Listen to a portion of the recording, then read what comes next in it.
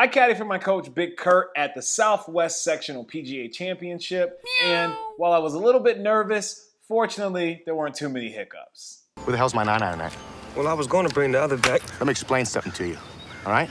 You are in charge of this area right here. And in addition to caddying for Kurt, I kept all of his stats and I kept everything because I wanted to do strokes gain data. And I figured that'd be a really good way to not only help you down that lens learn some things that really worked well, some things that probably could improve better, but also as a learning lesson for myself and also Kurt, since I'm sure he'll watch this video as well. Let's talk about what you may be able to learn from me caddying for PGA Pro. Let's do it right now.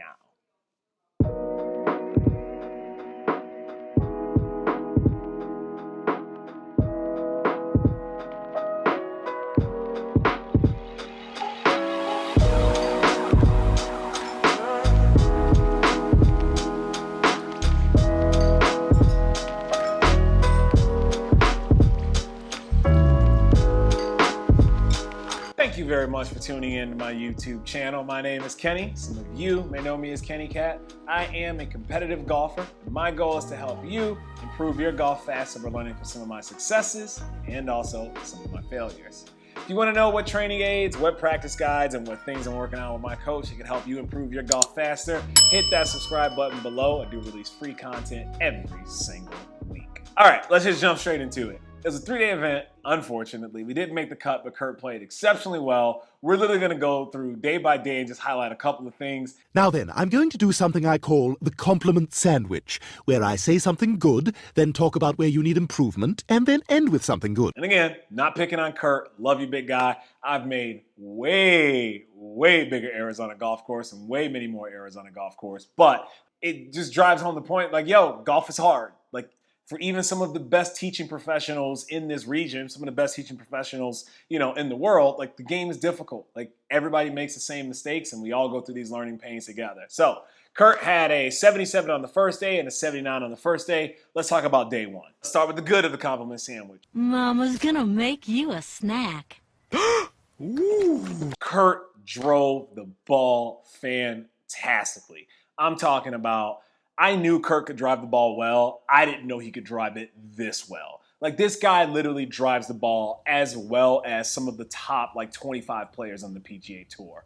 I mean, he was averaging well over 320 plus yards off the tee. He was hitting this ball on some very smart targets. I've been at the Waste Management Open, and I assure you, Kurt hits his driver as well as Tony Finau hits his driver. That's not an exaggeration. That's just a fact. I've watched them both drive the ball for 36 holes. The shots look identical to me. So my improvement for that one would be on hole 13, he was trying to peel it off this bunker, right? Trying to fade it off this bunker left that was 320. And because he's such a good driver and that was his initial target, he was trying to shape it off of it. He hit it right in the bunker at 320.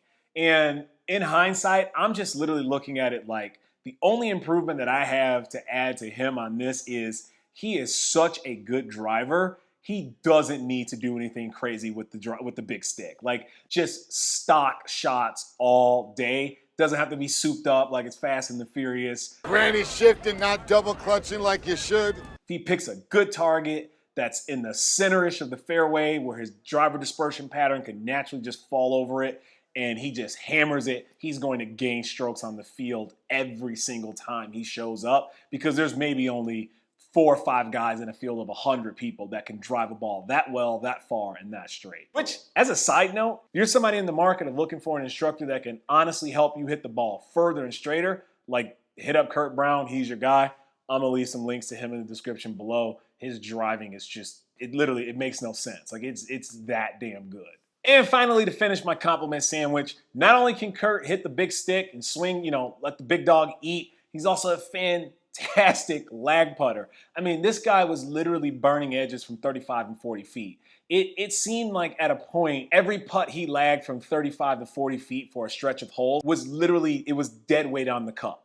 I'm shocked he didn't make more putts. He is averaging half a stroke on the putting green just by putting, which is something that's difficult to do. Day 2 was absolutely solid in the beginning.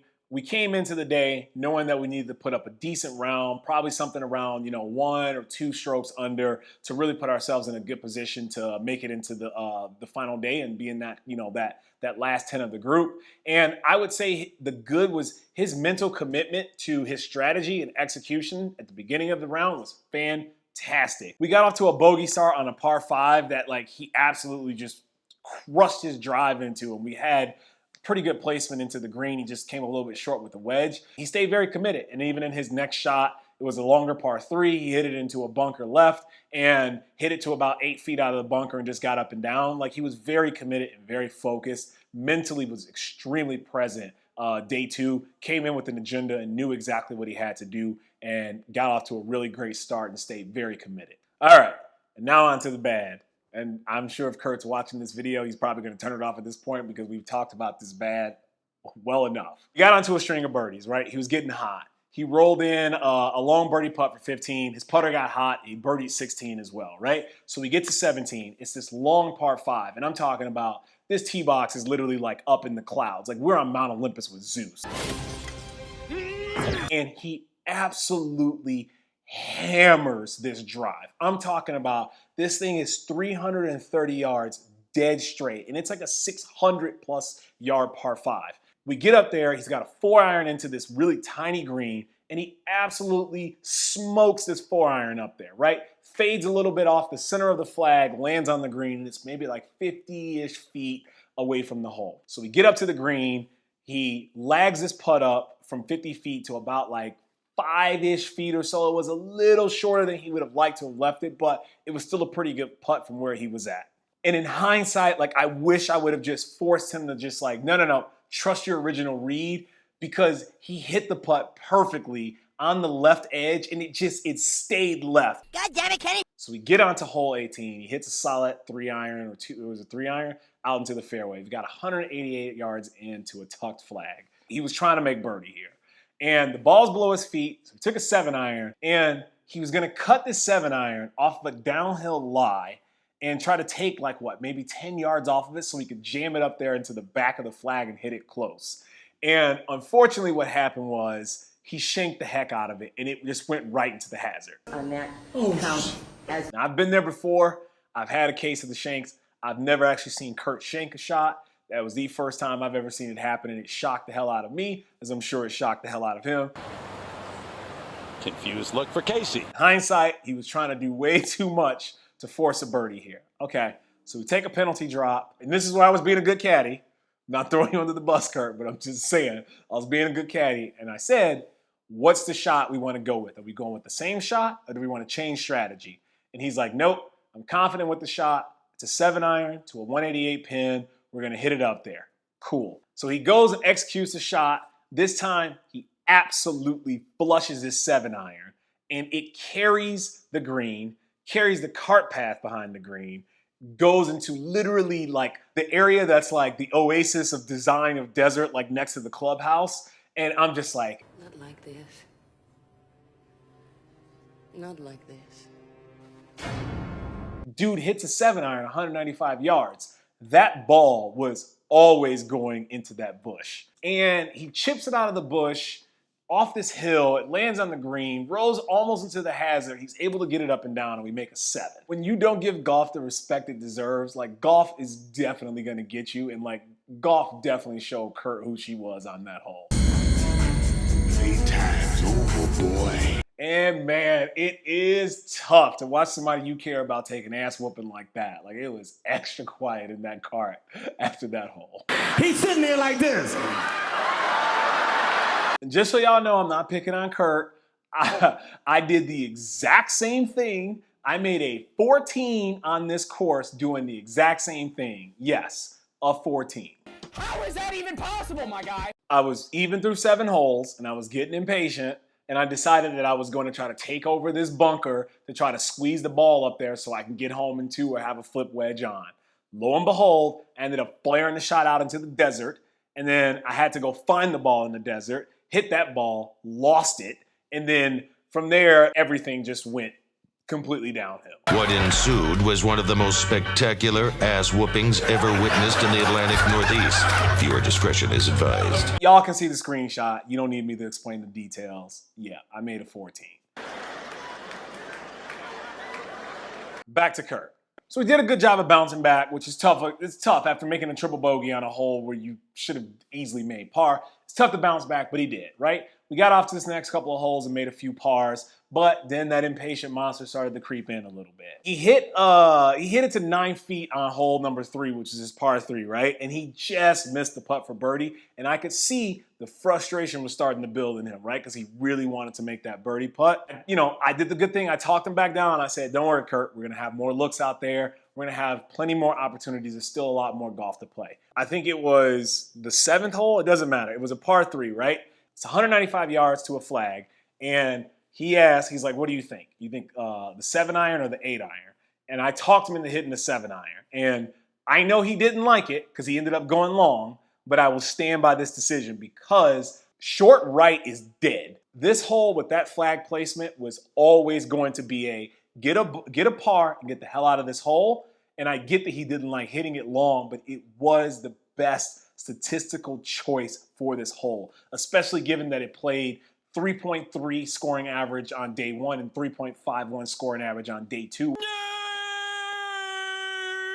I'm standing behind that one, Kurt. It's a longer club on that hole every single time. I know you don't like being long, but it was the best call. Shut up, Kenny. Now, again, we get on to hole 6, and for whatever reason, and he even admitted he didn't understand it, he shifted his target about 6 to 10 yards right of like center of the fairway of where it should have been. And unfortunately, choosing that target line, he had a bad drive or a bad swing come out at the wrong time where he picked a huge aggressive line and that first ball was just lost. Now we're hitting 3 off of the tee. His provisional was also on that aggressive line, which is what I did myself. And that ball, it ended up on the lip of this bunker and he couldn't advance it forward. Tournament golf is damn near impossible.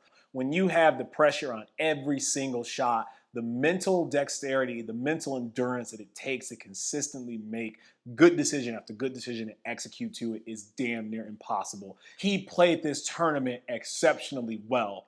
All he really did was make 2 poor quality decisions, and they got the worst possible outcome of result that could have happened. And it's a good lesson for all of you down that lens. Even when you are a very skilled ball striker, and Kurt is an extremely skilled ball striker, it only takes 1 or 2 decisions to absolutely wreck your score. We all are going to make mental errors out there. The key to better golf and lowering those scores is to understand scoring probabilities and staying extremely disciplined to those strategies. I study Tiger Woods religiously, right? And in his Golf Digest Par 3 videos, he's talking about when he decides to and when he decides to not. We're emotional creatures. We make a lot of decisions based off of emotion. If human beings made decisions completely based off of logic, casinos wouldn't exist. This is the best golfer that has ever walked the face of the planet. And he is literally saying he feels confident when a flag is 150 yards and in that he can confidently hit his number. Anything outside of that, he's like, I can't really be too certain with where this ball's gonna go. And this is not a knock at Kurt, but you have golfers that are, Kurt's hitting his 7-iron 180, 90 yards, and like trying to like move this ball in all these special ways. It's just like, You're not that guy, pal. Trust me. You're not that guy. the reality of it is no one is that good to be firing at pins. Not in that distances, not even Tiger. Deuces, people. Let's keep it moving.